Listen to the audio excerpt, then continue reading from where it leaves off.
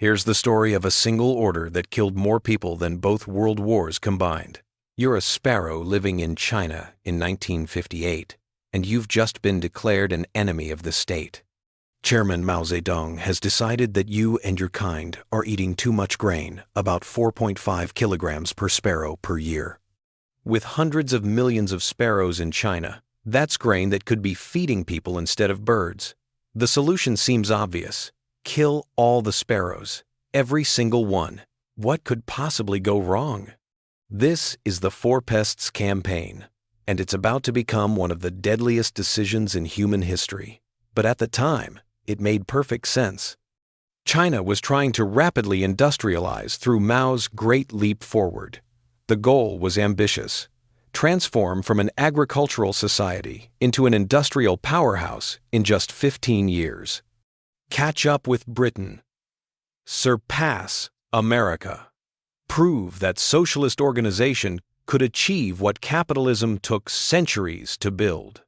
Mao's advisors calculated that sparrows ate approximately 4.5 kilograms of grain annually. Simple multiplication. With an estimated 1.5 billion sparrows in China, that's nearly 7 million tons of grain per year. Grain that could feed people. The math was clear. Eliminate the sparrows, save the grain, feed more people. Simple cause and effect, scientific, rational, completely logical. The campaign officially targeted 4 pests: rats, flies, mosquitoes, and sparrows. The first 3 make sense disease vectors, but sparrows were included purely because of grain consumption. Nobody stopped to ask what else sparrows ate. Nobody considered ecosystem consequences. When the chairman gives an order, you don't ask for peer review. You implement.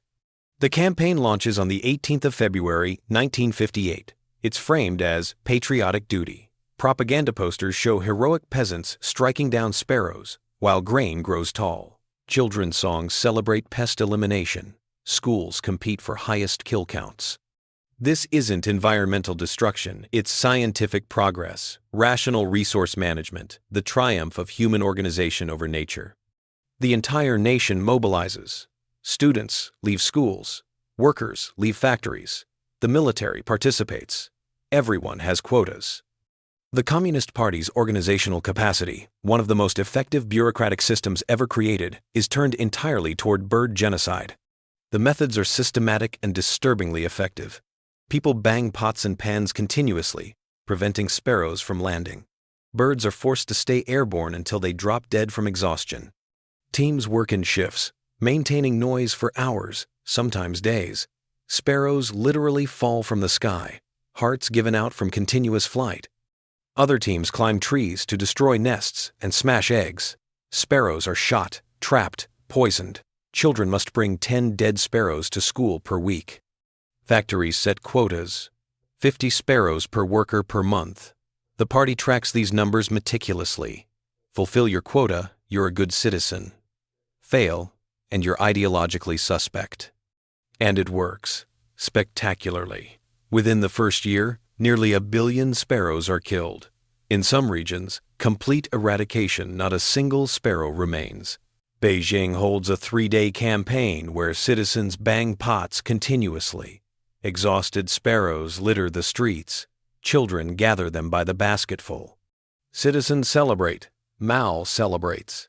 The campaign is declared a tremendous success. Photographs show mountains of dead sparrows, piles stacked higher than a person. Officials estimate over 90% population reduction in under 12 months. Look at all the grain we're saving! This is what socialist organization can achieve! Then 1,959 arrives. And with it, locusts. Millions of them. Billions. Swarms so thick, they block out the sun. They descend on crops like a biblical plague, eating everything. Rice paddies stripped bare overnight. Wheat fields destroyed in hours. Entire harvests consumed. And there are no sparrows to eat the locusts because you killed them all. Here's what nobody considered. Sparrows don't just eat grain. They primarily eat insects. A single sparrow consumes thousands of insects per year. Locusts, caterpillars, beetles, aphids, all the crop destroyers. Yes, Sparrows eat some grain during harvest season, but their pest control saves approximately 10 times more grain than they consume. The math that justified the campaign was correct but catastrophically incomplete. Sparrows eat X grain accurate. Remove sparrows, save X grain wrong. Ecosystems aren't spreadsheets. Removing one variable transforms the entire system. By eliminating sparrows, China removed the primary predator of agricultural pests. The locust population explodes exponentially.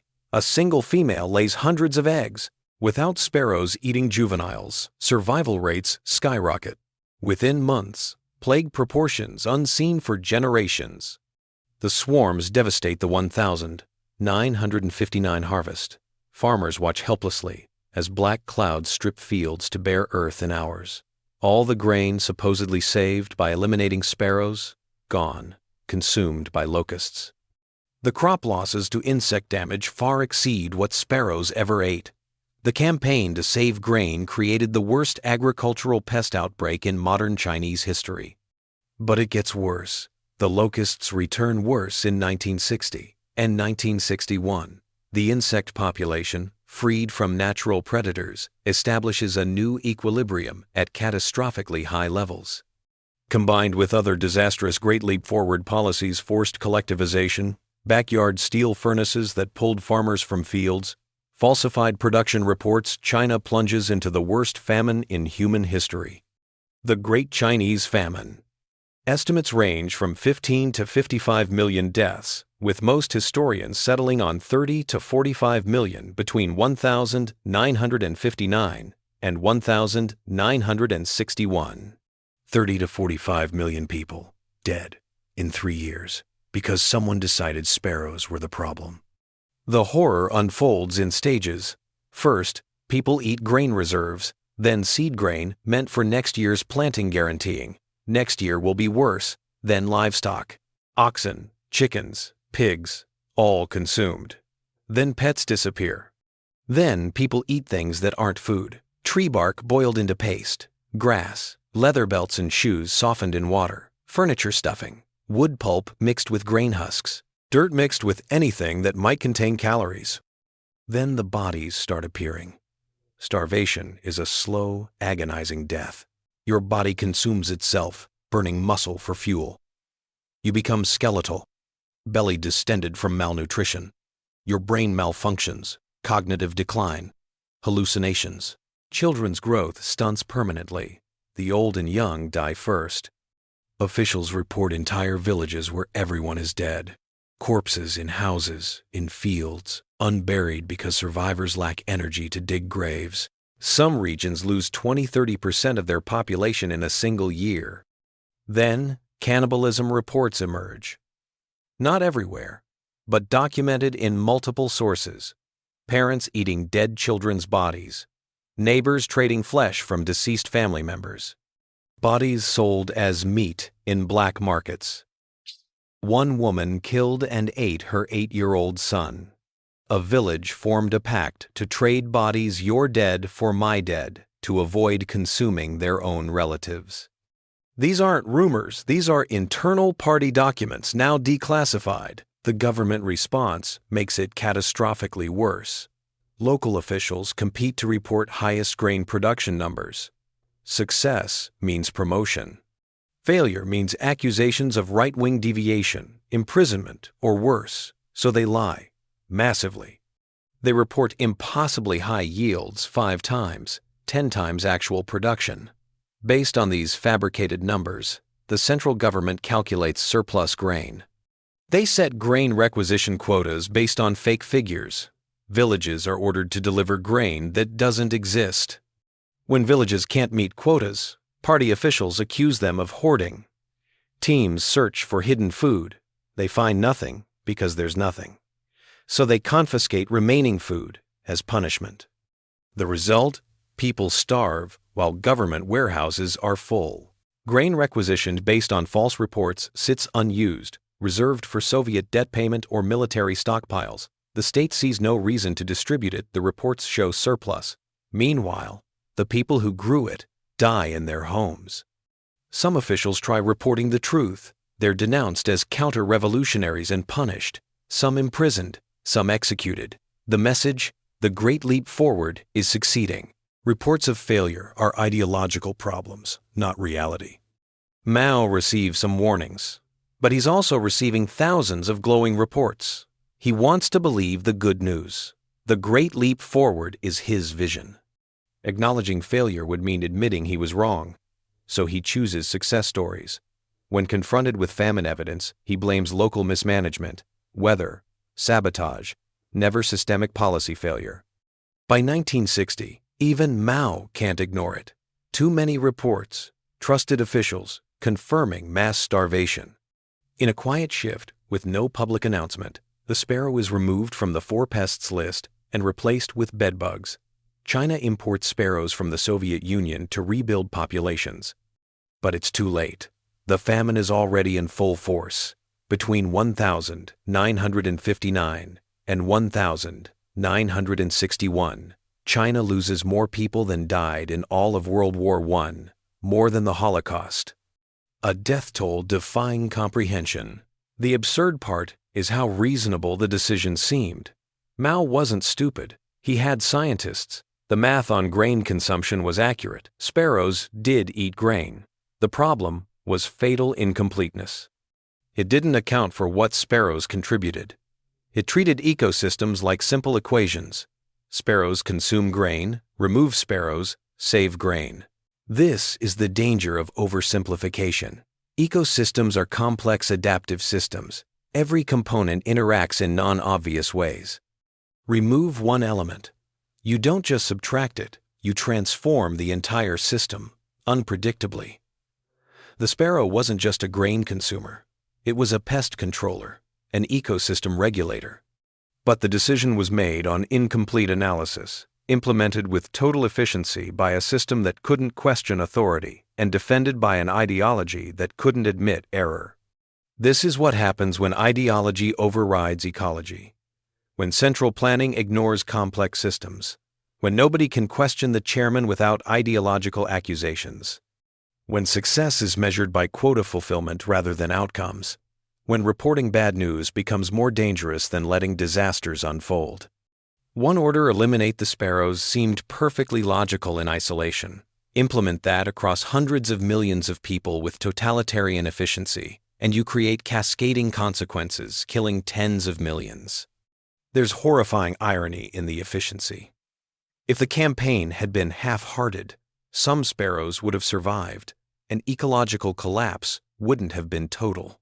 But the Chinese people were so effective, so organized, so thorough, that they successfully eliminated sparrows across vast regions and guaranteed catastrophic ecosystem failure. Success in following orders became success in creating disaster.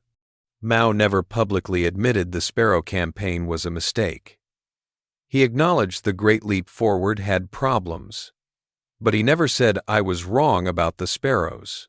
The official Chinese government didn't fully acknowledge the famine for decades. It was called the 3 years of natural disasters, implying weather, not policy, was responsible. The sparrow campaign's role was downplayed or omitted. The sparrows came back eventually. With USSR imports and natural migration, populations slowly recovered. China's grain production recovered once they abandoned collectivization madness. But the 30 to 45 million dead didn't come back. They're gone forever. An entire generation erased. The demographic gap is still visible in population pyramids, millions of lives that should have existed but don't. The Sparrow campaign is now taught worldwide as a textbook case of unintended consequences. Environmental science, ecosystem intervention warning. Political science, authoritarian decision-making failure. Economics, central planning disaster. History, one of the deadliest policy mistakes ever made. But it's more than academic. It's a warning about centralized power without feedback mechanisms. When ideology overrides evidence, when questioning authority becomes dangerous, when efficiency in following orders becomes efficiency in creating mass death. The decision tree is brutally simple. Decision.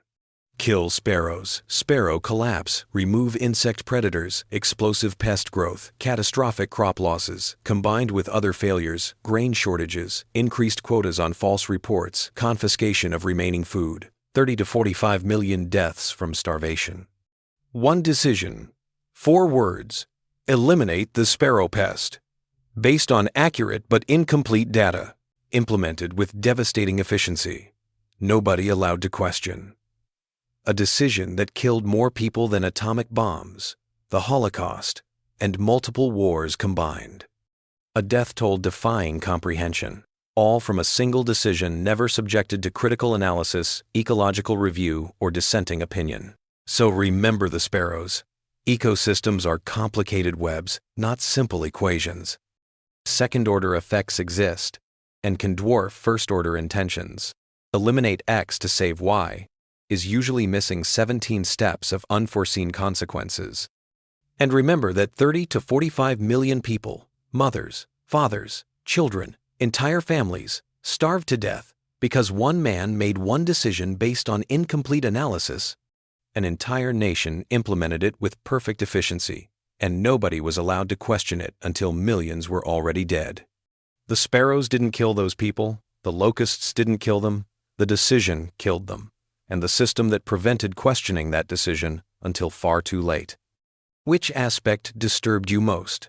The certainty of the decision, the efficiency of execution, or the impossibility of stopping it once started? Let me know in the comments. As always, thank you very much for watching. My name is Dr. Hollowstone, and I am really smart. Until next time, farewell.